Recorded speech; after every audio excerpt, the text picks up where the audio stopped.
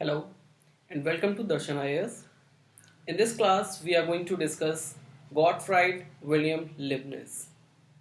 This class is going to be helpful for those who are preparing for civil services exam of UPSC or state PSCs, and for those as well who are preparing for UGC NET and they have philosophy as in their second paper, or MA philosophy, BA philosophy, BEd, MEd and other exams.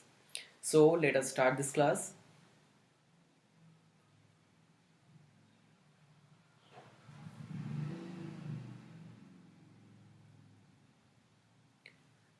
So before proceeding to the class, I would like to tell you that you can visit my website, that is www.darshanias.com, and at my website you can get complete study material of your philosophy optional subject for your civil services exam and for other exams as well. And also you can get my all the sessions on my YouTube channel, that is Darshan IAS. Okay, so we are starting now. He is a German rationalist philosopher and mathematician. As I told you in my earlier videos that most of the rationalists are mathematicians. For example, if you see Descartes was also a mathematician and a rationalist philosopher, and then came Spinoza, who was also a mathematician and a rationalist philosopher, and now we have Leibniz, who is also a mathematician and a rationalist philosopher, who believe that the prime source of knowledge is reason only. Okay, and Leibniz is considered as the Aristotle of modern era. He is considered to be the Aristotle of modern era, and he is known as the father of spiritualistic pluralism as well. Okay, this is all about the introduction of Gottfried Wilhelm Leibniz 1646 to 1716, and now we will proceed to the main topics that we have in the syllabus of UPSC philosophy optional.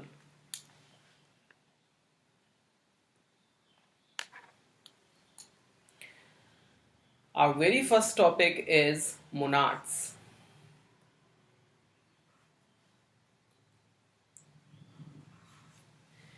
Before Leibniz, we studied the philosophy of Spinoza, and before Spinoza, we studied the philosophy of Descartes. And these all three philosophers are rationalists, and we are presently studying rationalism. तो अभी हम rationalism पढ़ रहे हैं, यानी कि बुद्धिवाद को पढ़ रहे हैं, और बुद्धिवादी जो दार्शनिक हैं वो ये तीन हैं, डेकार्ट, स्पिनोजा और Leibniz.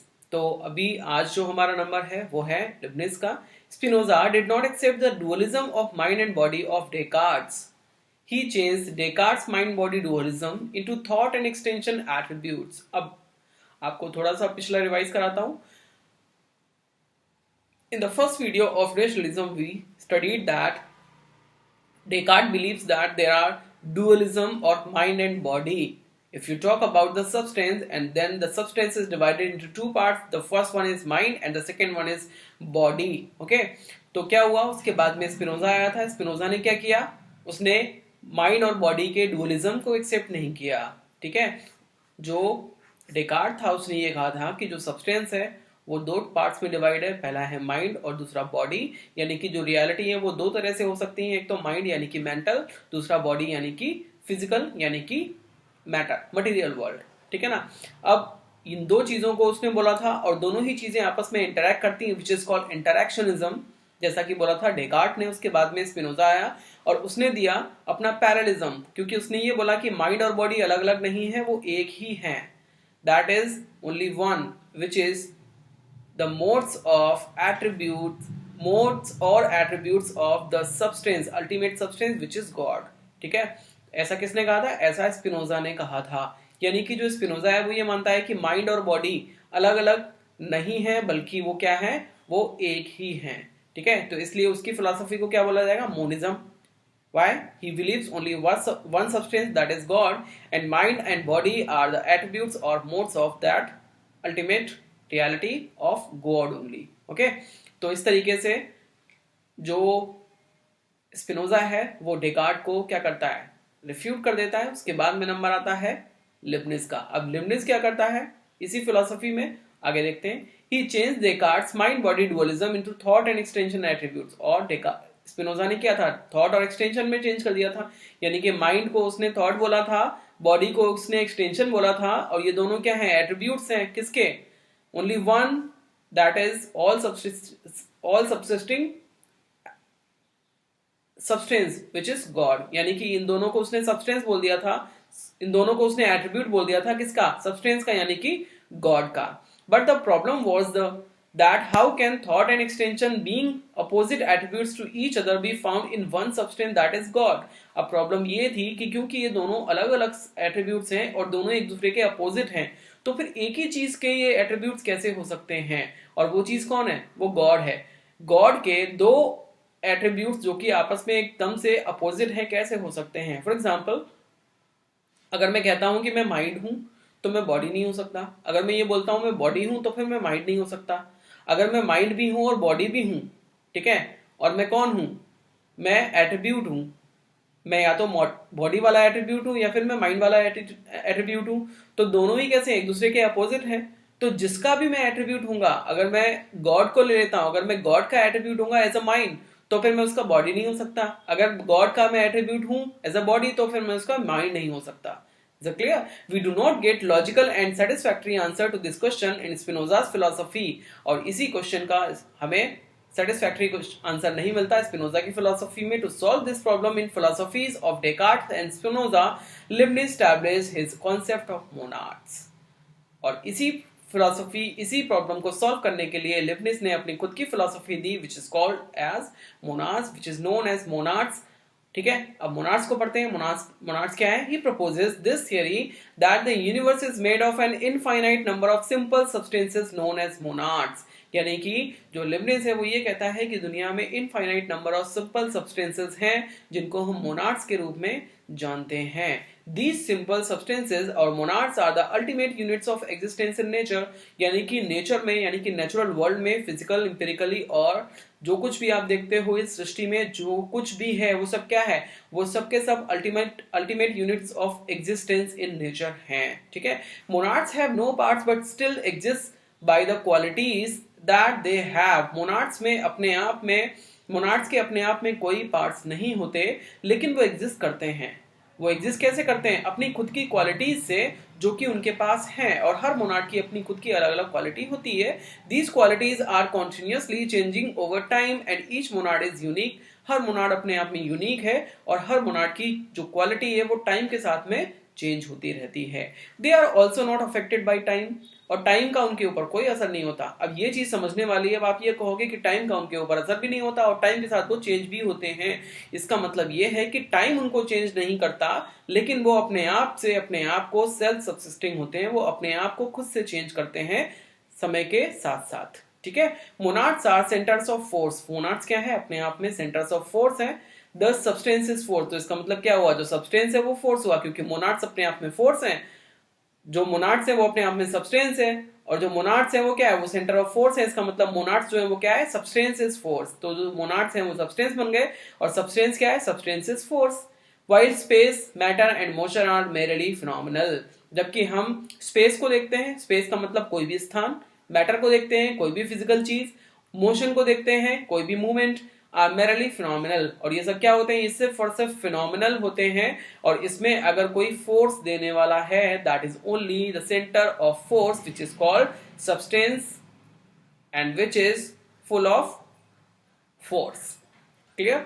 Next, according to him, the ultimate constituents of reality are spiritual indivisible atoms called monads। अब वो ये कहते हैं कि अल्टीमेट कॉन्स्टिट्यूएंट्स है जो हैं रियलिटी के, वो कैसे हैं? वो स्पिरिचुअल हैं, इंडिविजिबल एटम्स हैं जिनको हम मोनाड्स बोलते हैं। वो फिजिकल नहीं है, ठीक है, वो भौतिक नहीं है। वो कैसे हैं? वो आध्यात्मिक हैं, इंडिविजिबल हैं, यानी कि उनको आप फर्दर डिवाइड नहीं कर सकते। एक मोनाड को तोड़ के दो मोनाड्स नहीं बना सकते। But his atom are not indivisible units of matter. और उसके खुद के जो एटम्स हैं वो मैटर वाले एटम्स नहीं है, जिसको आप फिजिकल साइंस में पढ़ते हो ना, जिसको आप केमिकल साइंस में पढ़ते हो, कि जो एटम है, ठीक है ना, एटम को आप फर्दर डिवाइड कर सकते हो, कितना भी छोटा एटम होगा उसको आप फर्दर डिवाइड कर सकते हो, लेकिन ये जो मोनाड्स हैं वो फर्दर डिविजिबल नहीं होते हैं। For because matter is extended a piece of matter, क्योंकि जो मैटर होता है वो क्या है, वो एक्सटेंडेड है। एक्सटेंडेड का मतलब दैट गेट सम स्पेस, वो कुछ जगह घेरता है, लेकिन ये जो मोनाड्स है ये जगह नहीं घेरते, क्योंकि ये फिजिकल है ही नहीं, ये तो स्पिरिचुअल है, यानी कि ये आध्यात्मिक है। अ पीस ऑफ मैटर, किसी भी चीज का जो पीस होगा, however tiny is always further divisible, चाहे कितना भी छोटा हो एटम उसको आप फर्दर डिवाइड कर सकते हैं। But monads are indivisible units of force of energy और एक्टिविटी, लेकिन जो मोनाड्स हैं वो क्या है, वो इनडिविजिबल यूनिट्स हैं, किसके, फोर्स के, एनर्जी के या फिर एक्टिविटी के। ऐसा फोर्स, ऐसी एनर्जी, ऐसी एक्टिविटी जिसको आप फर्दर डिवाइड नहीं कर सकते। मोनाड्स आर सेल्फ एक्टिव, मोनाड्स जो है वो अपने आप में सेल्फ एक्टिव है, उनमें एक्टिविटी लाने के लिए कोई दूसरा बाहर से नहीं आता है। Immaterial substances and unextended in nature, यानी कि ऐसे सब्सटेंस होते हैं जिसमें मटेरियल की जरूरत नहीं होती, फिजिकल नहीं होते ये। एंड अनएक्सटेंडेड का मतलब ये होता है ये टाइम और स्पेस नहीं घेरते। Monads are not physical or mathematical points but metaphysical points, hence objective realities। ठीक है ना। अब जो मोनाड्स हैं वो क्या है, ना तो वो फिजिकल है और ना ही वो मैथमेटिकल है, तो इसलिए वो क्या है, वो अपने आप में ऑब्जेक्टिव रियलिटीज हैं। ऐसी रियलिटी जो कि ऑब्जेक्टिव है, जो कि सब्जेक्टिव नहीं है, जिसको सभी लोग एक ही तरीके से देखेंगे, किसी की भी सब्जेक्टिविटी का उसके ऊपर कोई फर्क नहीं पड़ेगा। Next, Leibniz accept mind as the model of his substance. अब जो लिबनिज है वो माइंड को क्या करता है, अपने सब्सटेंस का मॉडल मानता है। In his words, a substance is simple indivisible unit and it is like mind, यानी कि जो सब्सटेंस है वो क्या है, वो इंडिविजिबल यूनिट है माइंड की तरह। Thus we see that he defines substance in terms of mind. तो इस तरीके से हम देखते हैं कि वो क्या करता है, वो सब्सटेंस को माइंड मानता है, यानी कि माइंड को ही वो सब्सटेंस मानता है, मन को। Which includes the unconscious state as well, जिसमें अनकॉन्शियस स्टेट भी होती है, क्योंकि माइंड में तो कई सारी स्टेट्स होती हैं, कॉन्शियस भी होती है, अनकॉन्शियस भी होती है, सबकॉन्शियस भी होती है। इसका मतलब ये है कि जो मन की, माइंड की जो अनकॉन्शियस स्टेट है वो भी अपने आप में सब्सटेंस है, यानी कि वो भी रियलिटी है। This substance he calls monad, जिसको वो क्या कहता है, मोनाड्स बोलता है। Thus we see that monads are like mind. तो इस तरीके से हम देख सकते हैं कि जो मोनाड्स हैं वो कैसे है, वो हमारे मन की तरह हैं। दे आर स्पिरिचुअल यूनिट्स, वो कैसे हैं, वो आध्यात्मिक यूनिट्स हैं। एमिनेटेड फ्रॉम गॉड्स मिरेकल, जो कि ईश्वर के चमत्कार से क्या हुए हैं, एमिनेट हुए हैं, यानी कि उनका अवतार हुआ है। Further they are indivisible and self active, अपने आप में इंडिविजिबल है और सेल्फ एक्टिव भी है। Next, now we will talk about the classification of monads. How we will classify the monads, how many kinds of monads, अब इसको हम देखने वाले हैं। Though all monads are active and so we cannot see all qualitative difference between them, यानी कि सारे के सारे monads जो हैं वो कैसे हैं, वो एक्टिव हैं, सभी के सभी एक्टिव हैं, तो उसमें कोई क्वालिटेटिव डिफरेंस हम नहीं देखते। In this view they are alike, इस तरीके से वो सभी एक जैसे हैं, but quantitative difference between them is manifested on the basis of manifestation of activity. लेकिन उनमें एक्टिविटी कितनी है, इसके बेस पे हम उनमें डिफरेंशिएट कर सकते हैं। किसी में एक्टिविटी कम है और किसी में एक्टिविटी ज्यादा है। So we can classify them into the following classification. तो इस तरीके से हम उनको कुछ फॉलोइंग क्लासिफिकेशन के थ्रू हम उनको जान सकते हैं। ठीक है, तो एक एक करके देखते हैं। First of all we will read naked monad. Number one, naked monads. Naked monads क्या होते हैं, least active, so they are called sleeping monads too, यानी कि ये मोनाड्स बहुत कम एक्टिव होते हैं, इसलिए इनको स्लीपिंग मोनाड्स भी कहते हैं। This is the state of material world, और जो मटेरियल वर्ल्ड की स्टेट है वो यही है, यानी कि जो कुछ भी आप फिजिकली देखते हो, मटेरियली देखते हो अपने इस एम्पिरिकल वर्ल्ड में, वो सब क्या है, वो सब किससे बना हुआ है, वो सब बना हुआ है किससे, नेकेड मोनाड से। ओके, नेक्स्ट आता है सेकेंड वन, सबकॉन्शियस और ड्रीमिंग मोनाड्स। ठीक है, ये कैसे होते हैं, एक्टिव बट डोंट मूव। ये ऐसे होते हैं जो एक्टिव तो होते हैं लेकिन मूव नहीं करते। Activity can not be manifested as plants. अब जैसे कि प्लांट्स होते हैं, अब उनमें जो एक्टिविटी है वो तो आप देख नहीं सकते, लेकिन वो क्या होते हैं, वो एक्टिव तो होते हैं। एक्टिव का मतलब ये है कि वो जीवित हैं, वो ग्रो कर रहे हैं, ठीक है ना। लेकिन उनकी एक्टिविटी को आप देख नहीं सकते, उनकी ग्रोथ को आप देख नहीं सकते. This is why we can say that plants are subconscious और dreaming monads. Next the third one is conscious monads. अब तीसरे नंबर पे आते हैं conscious monads. Clear activity is manifested as animals and birds. अब अगर हम बात करते हैं एनिमल्स और बर्ड्स की, उनमें क्या होता है, क्लियर एक्टिविटी दिखाई देती है, वो चलते हैं फिरते हैं, बात करते हैं, सारी चीजें करते हैं. बात नहीं करते मतलब अपनी तरीके से वो अलग अलग आवाजें निकालते हैं, ठीक है ना, और वो अपने कुछ फीलिंग्स होती है उनको एक्सप्रेस भी करते हैं, बर्ड्स और एनिमल्स. तो इसलिए हम इनको क्या कहते हैं, उनको क्या कॉन्शियस मोनाड्स कहते हैं. नेक्स्ट है आपका fourth number self conscious monads. Clear activity as they have feelings knowledge, that is humans. अब अगर हम ह्यूमंस की बात करते हैं तो वो कौन से मोनाड्स हैं, वो सेल्फ कॉन्शियस मोनाड्स हैं, ठीक है ना. अब उनकी जो एक्टिविटी है वो आपको क्लियरली दिखाई देती है कि वो क्या, उनमें क्या होता है, उनमें फीलिंग्स भी होती हैं, उनमें नॉलेज भी होती है. क्लियर. नेक्स्ट आता है आपका सुप्रीम और क्वीन मोनाड. सुप्रीम और क्वीन मोनाड क्या होता है, गॉड जो ईश्वर है वो भी अपने आप में एक मोनाड ही है, ठीक है. गॉड यानी कि सुप्रीम यानी कि queen Monod of all monads and the soul of all monads. He is the cause and creator of all monads. ये क्या है, ये कॉज भी है और क्रिएटर भी है सभी मोनाड्स को बनाने वाला, ठीक है. Every monad's ultimate aim is to become supreme monad. हर मोनाड का जो अल्टीमेट एम होता है वो क्या होता है कि वो गॉड बन जाए, कि वो सुप्रीम मोनाड बन जाए, यानी कि वो क्वीन मोनाड बन जाए. God is completely active Monod, और जो गॉड है वो क्या है, वो अपने आप में पूरी तरीके से एक्टिव मोनाड है. नेक्स्ट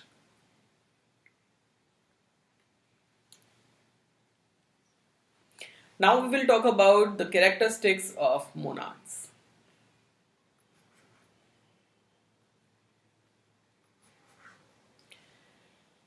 कैरेक्टरिस्टिक्स में हम क्या देखते हैं, full of independence and source of activity with in themselves. अपने आप में फुल ऑफ इंडिपेंडेंस होते हैं, आजाद होते हैं, स्वतंत्र होते हैं. सोर्स ऑफ एक्टिविटी सभी प्रकार की एक्टिविटी उनमें होती है. विंडोलेस होते हैं, does not affect with other things. Windowless का मतलब यह है कि उनमें बाहर से कोई चेंज नहीं किया जा सकता. अनएक्सटेंडेड होते हैं. अनएक्सटेंडेड का मतलब है नो एसेंशियल क्वालिटी और of matter that is shape और साइज. ना ही उनका कोई शेप होता है ना ही वो साइज होता है, क्योंकि वो फिजिकल होते ही नहीं. हो तो कैसे हैं, वो स्पिरिचुअल हैं. This is why they are unextended. Monads is a point not mathematical not physical but metaphysical. जो मोनाड्स हैं वो कैसे, वो मेटाफिजिकल हैं क्योंकि वो फिजिकल नहीं है. Each monad is independent with other monads. They have no causal relationships with each other. यानी कि सभी के सभी जो मोनाड्स हैं वो कैसे हैं, वो अपने आप में इंडिपेंडेंट हैं और किन्हीं भी दो मोनाड्स के बीच में कॉजल रिलेशनशिप नहीं होती, क्योंकि एक मोनाड दूसरे को कॉज नहीं करता, ठीक है. नेक्स्ट अब हम बात करते हैं लॉज ऑफ मोनाड्स की. सबसे पहला है law of continuity. They are continuous arrangement of monads from the lowest to highest. There is incremental continuity on the basis of their levels of consciousness from bare monads to queen monads. अगर हम बात करते हैं bare या फिर naked monads की, तो वो कैसे हैं, वो सबसे least active होते हैं और सबसे ज्यादा एक्टिव कौन होता है, वो होता है queen monad. तो दोनों में क्या होता है, तो इन दोनों के बीच में क्या होती है, एक हायरार्की होती है, ठीक है ना. इनके बीच में भी कई सारे मोनाड्स आते हैं, तो this is called the law of continuity. Next the law of similarity. Next है आपका law of similarity. Monads are all simple units of force, indivisible, spiritual. Thus the basic character of every monad is alike. जो basic character है वो क्या है, वो ये सबका एक जैसा है. And every monad is a windowless close system. और सभी मोनाड्स जो है वो कैसे हैं, वो विंडोलेस हैं, which means they do not affect any other monads और अदर थिंग्स, ठीक है. कोई भी दूसरी चीज मोनाड्स को अफेक्ट नहीं कर सकते, which is why they are called windowless close system. Okay. Next law of dissimilarity. ये क्या होता है, दो basic properties of all monads are alike, still two monads can not be exactly identical. अब क्योंकि बेसिक जो क्वालिटी है सभी मोनाड्स की वो क्या है, बीइंग एक्टिवनेस, ठीक है ना, बीइंग एक्टिव. अब क्योंकि सभी एक्टिव हैं तो बेसिक क्वालिटी सबकी सेम है, लेकिन उसके बाद भी सभी एक जैसे नहीं होते. They differ quantitatively on the extent of consciousness and दस अरेंज इन हायरार्किकल ऑर्डर. और सभी की जो एक्टिविटी है उसमें क्या होता है, डिफरेंस होता है, इसीलिए उनमें डिफरेंस पाया जाता है और इसीलिए उनको क्या रखा जाता है, उनको एक हायरार्किकल ऑर्डर में रखा जाता है. पहले नेक्ड मोनाड्स होते हैं, उसके बाद में सब कॉन्शियस, उसके बाद में कॉन्शियस आते हैं, उसके बाद में एक्टिव आते हैं, उसके बाद में क्वीन मोनाड्स आते हैं, ठीक है ना. नेक्स्ट है आपका the identity of indiscernible is an ontological principle that states that there cannot be separate object or entities that have all their properties in common. यानी कि कोई भी दुनिया में ऐसी चीजें नहीं हैं जो कि चीजें सारी क्या है, मोनाड्स ही हैं. कोई भी ऐसे मोनाड्स दुनिया में नहीं है जिनकी सारी प्रॉपर्टीज जो हो वो एक जैसी हो. सभी की प्रॉपर्टीज जो है वो अलग अलग हैं. हालांकि बेसिक क्वालिटी सबकी एक ही है, लेकिन उसके बाद में क्वांटिटी ऑफ कॉन्शियसनेस सभी में अलग अलग होता है, इसलिए कोई भी आपस में एक दूसरे से कॉमन नहीं है. Next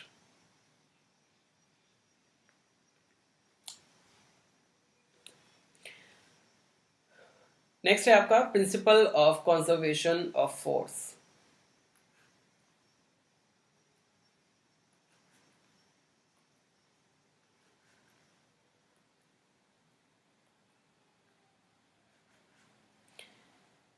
Descartes was of the view that the sum of the motion and rest is conserved. Spinoza accepted the same, but Leibniz holds that it is the force that is conserved.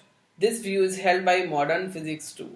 ठीक है, यानी कि जो Descartes और Spinoza थे वो उन्होंने क्या बोला था, was of the view that the sum of the motion and rest is conserved. Sum of the motion and rest is conserved. Spinoza accepted the same.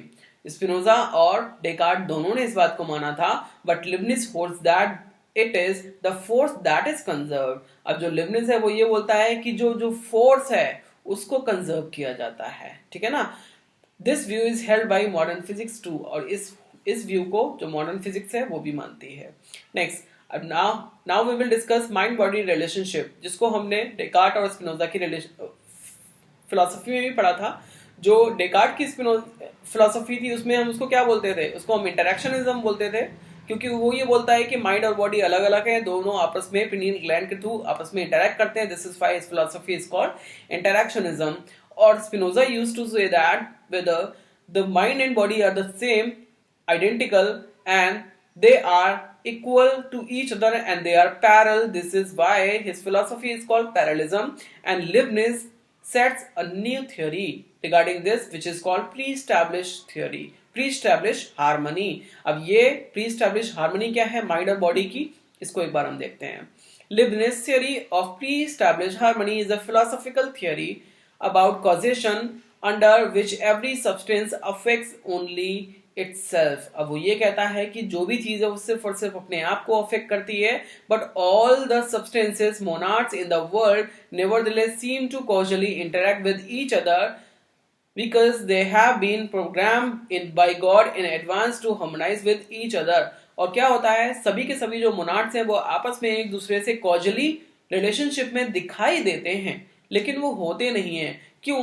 क्योंकि वो हमें इसलिए दिखाई देते हैं क्योंकि ईश्वर ने उनको बनाते समय पहले से ही ऐसी प्रोग्रामिंग की थी कि सभी के बीच में एक ऐसी हार्मनी डाल दी थी जिसकी वजह से वो सभी एक जैसे दिखाई देते हैं. और एक जैसे दिखाई देने का मतलब है सभी में एक सा बेसिक कैरेक्टर पाया जाता है, विच इज देयर कॉन्शियसनेस और देयर एक्टिविटी. ठीक है ना, लेकिन फिर भी वो एक जैसे नहीं है. Leibniz theory is best known as a solution to mind-body problem of how mind can interact with the body. और जो Leibniz की theory है बहुत ही अच्छे से इस प्रॉब्लम को सॉल्व करती है कि किस तरीके से माइंड और बॉडी आपस में इंटरैक्ट करते हैं. Leibniz rejected the idea of physical bodies affecting each other. और Leibniz ने इस आइडिया को रिजेक्ट किया कि जो फिजिकल बॉडीज है वो एक दूसरे को क्या करती हैं, अफेक्ट करती हैं. Explain all physical causation in this way. और इस तरीके से उसने सभी फिजिकल कॉजेशन को एक्सप्लेन किया है. God has made every monad as an independent body. ठीक है, गॉड ने सभी मोनाड्स को इंडिपेंडेंट बॉडी के रूप में बनाया है. God has made them in such a way that in spite of being independent with each other they are united and harmonious. हालांकि वो एक दूसरे से बिल्कुल अलग हैं, लेकिन फिर भी वो एक दूसरे से जुड़े हुए हैं और सबके बीच में एक हार्मनी है, एक सामंजस्य है. God fostered in them this his harmony and unity previously at the time of their creation. और ईश्वर ने उनको बनाते समय ही यह हार्मनी उनमें एस्टैब्लिश कर दी थी. Because of this pre-established harmony, every monad keeps the world united and harmonious in spite of being independent.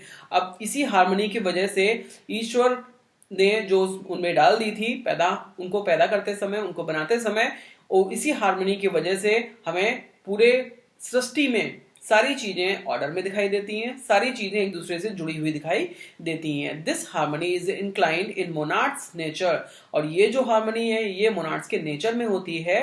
He gives the example of orchestra in which every musical instrument has its own music, but together they all produce a harmonious music that suits our mind.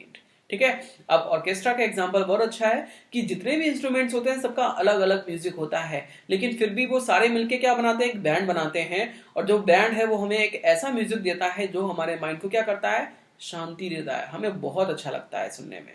ठीक है, तो ये क्या कहलाती है, ये harmony ही तो है। तो वही हार्मनी ईश्वर उनको बनाते समय उनमें डाल देता है, which is called the pre established harmony. Next,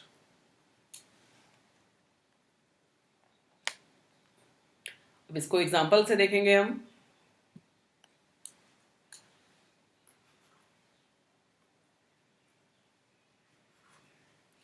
consider the common analogy of two clocks. अब हम ये देखते हैं कि दो घड़ियां हैं, ठीक है ना, दो घड़ी हैं, कॉमन एनालॉजी ले लेते हैं, दो घड़ियों की एनालॉजी को लेते हैं। The two clocks are on different sides of a room and both keep good time mean same time. यानी कि दो घड़ियां हैं, कमरे के अलग अलग हिस्सों में लगी हैं, लेकिन दोनों एक ही जैसा समय बताती हैं। Now someone who didn't know how clocks work might suspect that one was the master clock and it caused the other clock to always follow it। ठीक है, अब क्या ऐसा है कि एक जो घड़ी है वो मास्टर घड़ी है और दूसरी घड़ी उसको फॉलो कर रही है। when two things behave in corresponding ways then it is often assumed without any real evidence that there is causation occurring। और ऐसा ही होता है, जब भी हम दो एक चीजों को एक जैसा देखते हैं तो हमें ये लगता है कि एक चीज दूसरी चीज को कॉज कर रही है। ठीक है ना, but another person who knew about clocks would explain that the two clocks have no influence on each other. लेकिन जो घड़ी को अच्छे से जानता है वो ये बोलेगा कि नहीं, दोनों का एक दूसरे के ऊपर कोई इन्फ्लुएंस नहीं है, but rather they have a common cause. लेकिन उन दोनों का एक कॉमन कॉज है, और वो कॉमन कॉज क्या है, since then they have been independently running in sync with one another. और इसीलिए वो एक दूसरे से सिंक करके आपस में दौड़ती हैं, अपना समय बताती हैं, नॉट कॉजिंग ईच अदर, और एक दूसरे को वो कॉज नहीं करती। On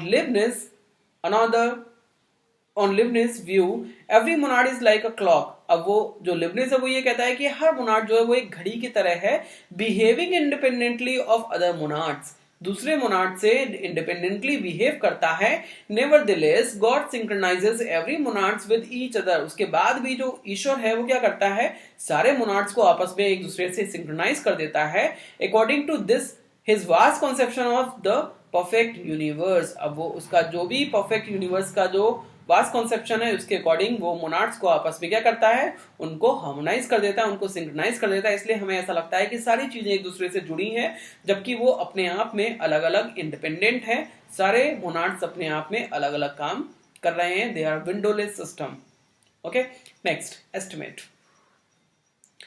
Russell says that monadology fits ill with the concept of God. अब जो रसेल है वो ये कहता है कि इसका जो कॉन्सेप्ट है वो ठीक नहीं है। अगर हम ईश्वर की बात करते हैं, all monads are both active and passive. सारे जो मोनाड्स हैं वो कैसे हैं, वो एक्टिव भी हैं और पैसिव भी हैं, but God is pure activity. लेकिन जो गॉड है वो प्योर एक्टिविटी है। ठीक है, तो इस तरीके से ये जो थ्योरी है ये क्या होती है, ये फेल हो जाती है। कौन कहता है ऐसा, रसेल कहता है, बर्टन आर्थर विलियम रसेल। ठीक है, next, God can not create monad as he is himself a monad and so windowless. अब जो लिबनिस है उसने ये कहा था कि सारे मोनाड्स जो है वो विंडोलेस हैं। विंडोलेस का मतलब ये है कि उनमें बाहर से कोई भी चेंज नहीं किया जा सकता। ठीक है, और जो गॉड है वो भी अपने आप में एक मोनाड है, यानी कि बाहर गॉड के अंदर भी कोई चेंज नहीं किया जा सकता और ना ही गॉड किसी दूसरे मोनाड्स में चेंज कर सकता है। then how is it possible then God is creating all the monads? This is not logical. Okay, next, if every monad is independent or self dependent and windowless, then it is illogical to say that each monad reflects the condition of the other monads as and they are regulated by pre-established harmony। अगर हर monad अपने आप में विंडोलेस है और independent है तो ये बिल्कुल भी क्या है, लॉजिकल नहीं है कहना कि जो मोनाड्स हैं वो रिफ्लेक्ट करते हैं क्या, एक दूसरे की कंडीशन और प्री एस्टैब्लिश हार्मनी से वो क्या होते हैं, वो रेगुलेट होते हैं। If monads are guided by pre establish harmony then they will lose their status of substance. और अगर, बिल्कुल सही बात है, अगर जो मोनाड्स हैं उनको प्री एस्टैब्लिश हार्मनी से चलाया जा रहा है जो कि उनके अंदर पहले ही फिट कर दी गई है, तो फिर उनको हम सब्सटेंस का दर्जा नहीं दे सकते, तो फिर हम उनको अल्टीमेट रियलिटी नहीं बोल सकते, क्योंकि जो अल्टीमेट रियलिटी है that is independent, self subsisting and beyond the time and beyond any control which is independent. Is it clear? Next चलिए, तो आज की क्लास में जो टॉपिक है वो यहीं तक है मोनाड्स का, क्योंकि लिबनिज का जो टॉपिक है वो मोनाड्स का ही है। यूपीएससी में जो क्वेश्चन आता है मोनाड्स का ही पूछा जाता है। अब किस तरीके से क्वेश्चंस आता है उनको हम देखते हैं। Explains Leibniz principle of identity is of discernible, 2015 में 15 मार्क्स का आया था। आइडेंटिटी ऑफ डिसर्नेबल मैंने आपको अभी एक्सप्लेन किया था कि सारे जो मोनाड्स हैं सबकी अपनी अलग अलग आइडेंटिटी है और एक दूसरे से वो बिल्कुल डिफरेंट है, सिर्फ वो एक्टिविटी या फिर कॉन्शियसनेस में वो डिफरेंट होते हैं। बाकी जो बेसिक सभी का जो बेसिक एट्रीब्यूट है वो सेम है और वो क्या है कि वो एक्टिव हैं, ठीक है। यानी कि सभी की जो आइडेंटिटी है वो क्या है, वो डिसर्नेबल, यानी कि सभी की आइडेंटिटी अलग अलग है। Does Leibniz theory of pre established harmony necessarily lead to determinism? Yes, 2014 में क्वेश्चन आया था 10 मार्क्स का और इसका आंसर होगा यस, क्योंकि ये जो लिबनिज की जो प्री एस्टैब्लिश्ड हार्मनी की जो थ्योरी है वो डिटर्मिनिज्म की तरफ इसलिए जाती है क्योंकि सारी चीजें पहले से ही डिटरमाइन कर दी जाती हैं, किसमें, प्री एस्टैब्लिश्ड हार्मनी में, कि मोनाड्स क्या करेंगे, मोनाड्स कैसे होंगे, मोनाड्स में के बीच में क्या हार्मनी रहेगी और वो किस तरीके से एक दूसरे को अफेक्ट करेंगे या नहीं करेंगे। ये सारी चीजें प्री एस्टैब्लिश्ड हार्मनी में उनको बनाते समय ही गॉड ने उनको पहले से ही फिट कर दिया था सब कुछ उनके सिस्टम में। Is it clear? तो this is why we say that the theory of pre established harmony necessarily lead to determinism. Okay, next.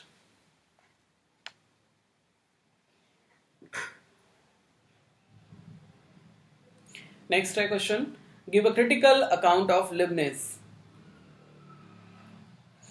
Give a critical account of Leibniz principle of identity of discernible। ये जो आपका first वाला question था उसी को आपको explain करना है अगेन, 2013 में 12.5 का नंबर का क्वेश्चन आया था। नेक्स्ट है आपका fourth question, does monadology sufficiently explain the nature of substance, are monads independent of each other, explain. 2012 में ये 15 नंबर का क्वेश्चन आया था। इसमें आपको क्या समझाना है, जो सब्सटेंस है, सब्सटेंस कौन है इसमें, यहाँ पे सब्सटेंस जो वो कौन है, वो क्वीन मोनाड है, यानी कि जो अपने आप में मोनाड है जिसको आप गॉड बोलते हैं, जिसको लिबनिज जो है गॉड भी बोलता है। गॉड जो है वो कौन है, वो सबसे अल्टीमेट रियलिटी है, वो अपने आप में क्या है, सबसे ज्यादा एक्टिव मोनाड है। तो उसी को आपको, उसका जो नेचर है वो आपको वो क्या करना है, नेचर को एक्सप्लेन करना है। Does monadology sufficiently explain the nature of substance, आपको ये बताना है कि यानी कि सब्सटेंस का जो नेचर है, जो मोनाडोलॉजी है यानी कि मोनाड का जो कॉन्सेप्ट है, क्या वो सच में सब्सटेंस के नेचर को डिफाइन कर पाता है। लास्ट में जब हमने इसको एस्टिमेट पढ़ा था तो वहां पे तो हमें पता चला था कि नहीं कर पाता है, क्योंकि अगर हम ये बोल देते हैं कि जो मोनाड्स है उनमें प्री एस्टैब्लिश्ड हार्मनी होती है तो वो सब्सटेंस का जो स्टेटस है वो ही खो देते हैं। Is it clear? Are monads, next इसका जो पार्ट है क्वेश्चन का, are monads independent of each other, क्या मोनाड्स आपस में एक दूसरे से इंडिपेंडेंट होते हैं? ऐसा बताया जाता है जब मोनाड्स को वो कॉन्सेप्ट का, मोनाड्स का कॉन्सेप्ट जो है वो एक्सप्लेन करता है, लेकिन जब वो बात करता है प्री एस्टैब्लिश्ड हार्मनी की तब वो ये कहता है कि दोनों एक दूसरे से इंडिपेंडेंट तो हैं लेकिन फिर भी उनके बीच में क्या होती है, प्री एस्टैब्लिश्ड हार्मनी होती है। अगर प्री एस्टैब्लिश्ड हार्मनी है तो फिर वो इंडिपेंडेंट कैसे हुए? Is it clear? आपको ये एक्सप्लेन करना है, 15 मार्क्स का क्वेश्चन है। Next, does Leibniz succeed in combining the mechanical with the teleological view of the world, explain His theory of pre-established harmony। ये 2012 में आया था, 15 नंबर का क्वेश्चन है। इसमें ये पूछा गया है कि जो लिबनिज है क्या वो सक्सेसफुल हो पाता है वर्ल्ड का जो टेलियोलॉजिकल व्यू है उसको एक्सप्लेन करने में। Explain this theory of pre established harmony, और प्री एस्टैब्लिश्ड हार्मनी के बेस पे आपको इसको एक्सप्लेन करना है। Next question number 6, explain Leibniz notion of monads. अब जो मोनाड्स हैं वो क्या है, विंडोलेस है, सब्सटेंस है, एक्टिविटी है इनमें, और ये क्या है, अपने आप में सब्सटेंस यानी कि अल्टीमेट रियलिटी है, सारी चीजें इन्हीं से बनी है, स्पिरिचुअल है, फिजिकल नहीं है बल्कि मेटाफिजिकल है। Can monads be regarded as basic particular in the Strawsonian sense? इसका क्वेश्चन आपको, इस क्वेश्चन का आंसर आपको तब मिलेगा जब आप स्ट्रॉसन की फिलॉसफी को पढ़ लेंगे, ठीक है। फिर आप दोनों को कंपेयर करके इसका आंसर फाइंड आउट कर पाएंगे, जिसके लिए आपको स्ट्रॉसन की वीडियो देखनी पड़ेगी, ठीक है। चलिए, this is all about this class. और अगर आपको कोई भी डाउट है इस क्लास में तो you can write down in the comment box and you can ask me any doubt any time, ठीक है। और इसके अलावा जो भी सेशंस हैं फिलोसफी के, आपको सारे यूट्यूब के मेरे चैनल पे मिल जाएंगे, विच इज darshanIAS.com। अगर आपने अभी तक सब्सक्राइब नहीं किया है तो इसको सब्सक्राइब कर लीजिए। If you like this video, you can hit the like button and share it. Thank you. Have a good day. Good luck.